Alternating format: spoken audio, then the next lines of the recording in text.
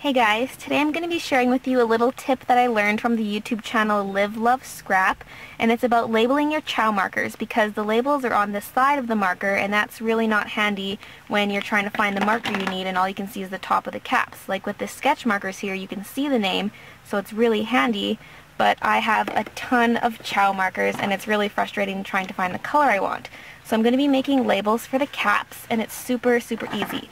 I just went into Microsoft Word and typed up the letter codes, and then all I'm going to do is hole punch them out and glue them to the top of the cap. So I used font Arial size 6 and I found that works really well. Then you take a hole punch and punch them out, and it'd be easiest to use a hole punch like this that punches one hole, but mine is very tiny. It's more for decorative scrapbooking type things.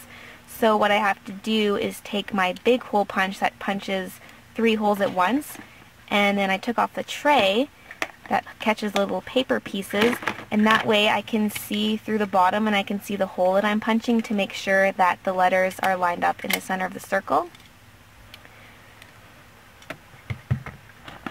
So then all I did was line up one of the holes with the letter, make sure it's nice and centered, and then I punched it through. And then you have to be really careful not to lose your little paper pieces because they tend to fly everywhere.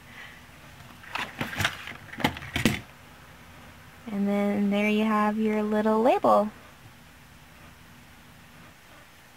And then I just took a regular old glue stick and then glued them to the tops of my markers. And I only glued them onto one side. You could do both sides if you wanted to, but I did it on the broad end so that when I store them vertically, the brush nib is pointing down because that's how I like to do it, but I normally store them like this anyways.